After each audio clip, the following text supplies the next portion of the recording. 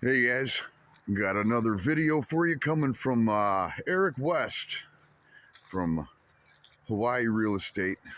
Some of his videos are kind of long, so I'm just kind of chopping them up to make them more digestible. Got a video of some more anomalies. Man, I'm telling you, I don't care what anybody says at this point. I mean, I don't consider myself a conspiracy theorist, which only really means that I have the facts 6 months before they admit it, right? The way things burned, I got this warehouse that I want to show you, surrounded by pavement, asphalt, concrete, gravel, absolutely nothing, no fire scorch marks leading up to the place, but this sheet metal building is completely gutted.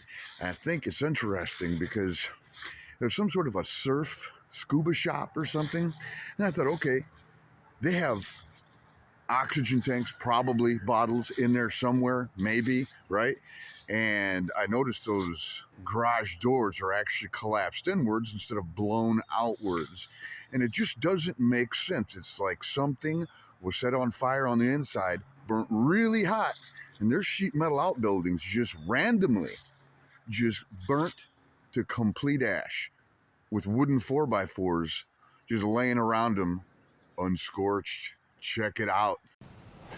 Hey, aloha guys, Eric West here, HawaiiRealEstate.org, coming to you live from the beautiful island of Maui, Hawaii. I'm coming to you from Calvary Chapel right next door, and just to orientate you, I'm seeing some things that are unusual. I just want your opinion, that's all I want, that's all I ask. Don't shoot the messenger, again, just showing you where I'm at. I'm right here next to Island Grocer. This area was recently opened up again to the public, which is nice. People can come here and get some good groceries, some ono grinds here at Island Grocery. Next door is, of course, Calvary Chapel, where we gave $100,000 of your graciously donated dollars to help fire survivors, victims of the fire. But across the street, we have this very interesting series of buildings that burned. And we're just going to go for a quick walk. I'm going to show you 4 things that I'm finding very interesting, and I just want your opinion on if you're a fire marshal or if you're somebody that understands anything about fires. I don't pretend to.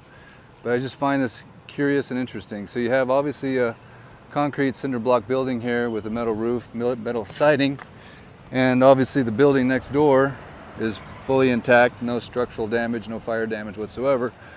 And then you have this building here. You can see the scuba tanks in there. This was one of the dive shops. You can see it's completely and utterly burned from the inside out. Okay. So I'm going to show you 4 things on this quick walk. I don't know how quick it's going to be, but I'm going to show you 4 things just for the record. And anybody that knows anything about fires can maybe help us understand this better from a layman's perspective. Here's the official record. It's considered unsafe. Emerald Plaza A was inspected 9/26 maybe. Unsafe, do not enter. And over here the EPA says property is hazardous and the material removal is deferred according to the EPA. And there's a URL. Contact that number, 808-539-0555. So anyway, we're just obviously going to respect the police tape lines here. Caution tapes, do not enter. We're just going to zoom in on our iPhone here and just let you take a look around here. And on the other side of this is a concrete, barrier, and then there's a huge concrete washout, kind of drainage area essentially. But isn't this just interesting? What I find the most interesting about this is the fact that there's really nothing else around here that caught fire. Once again, across the street, Calvary Chapel, Island Grocers, this is Ali'i Linen Service, everything is still good to go. And yet these buildings are completely, utterly gone. The shell is still up, but it's warped. You can see, check out, I don't know what happened to the meters. I don't know if those have been sprayed with some kind of goo, but you can see the meters are toast. But I'm just wondering what caused these things to catch fire. That's all I'm just curious about. Where did it come from? Where was the source of ignition? Again, not across the street, but building D here, Lahaina Plumbing, shout out. Westside Glass, Westside Air, Trinity, Lahaina Ice, Build Right Inc. They're good. This building, completely incinerated. Gutted, as they say in England. Gutted. So now I can legally walk. I'm just surprised I can legally video, right? Hope they don't come arrest me for operating my iPhone in public. But real quick, I just want to show you a couple curious things on this little walk. I got 3 more things to show you after this, by the way. 3 more things. So we're going to go for a quick brisk walk. I'm going to get some of my 10,000 steps in today. By the way, I've noticed some cars with this thing going on. This like huge like impact that almost made it through the safety glass. I've seen a couple of these already. Just wild. There's another one I'll show you up the street. Don't quite get that. Neither here nor there, but I just want you to see what's on the other side of this building, just so I can prove to you empirically that there's nothing else around here that could have caught it on fire. There's the propane tank, it's still good. But look at this. Whoop! Right, so we know the fire didn't come from here. This is a big concrete ditch.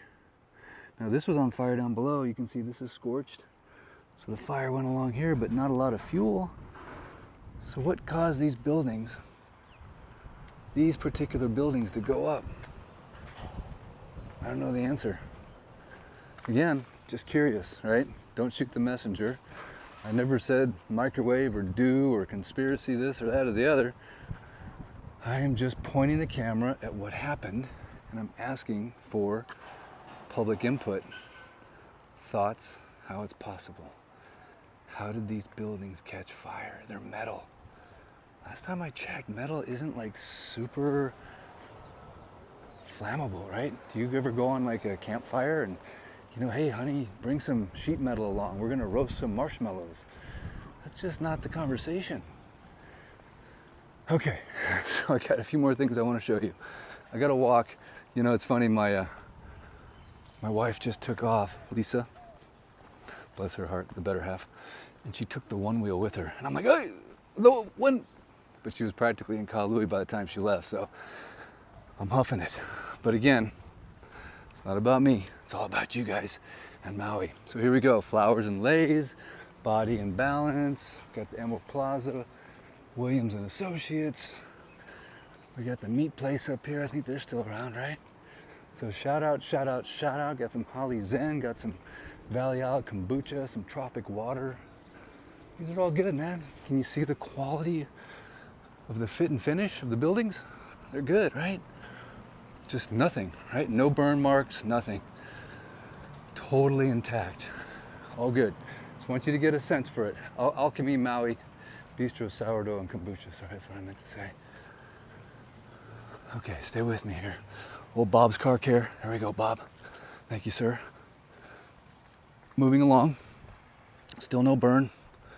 Got Westside Foreign Auto. These guys are awesome. You ever need your car fixed on Maui? Little Westside Foreign Auto. Of course, they're all good, right? These are metal buildings. You're safe. Okay, so I just wanted to show you what I find curious. By the time we end this walk, we're going to be by that building right there. I'm going to show you something really wild. But oh yeah, hey, before we get to that building, it's going to take me a little while to get there, so hang in there. But I want to show you this. Again, we just saw no fire destruction over here, but yet you go in this little parking lot right here, right? Little parking lot, gravel, everything's looking good. Those cars are probably working somewhere. These have been here for a while. But then this thing, and I know it didn't get moved here because you can still see the scorch marks on the building. Okay, so how'd this thing catch fire? Scorch marks, right? It was definitely burning right here. Just a random car fire? Random truck fire? I don't know, man. I don't know, you tell me. Last time I showed this to the world, I got in so much trouble. You know, I'm a bad guy because I'm showing the world like melted stuff.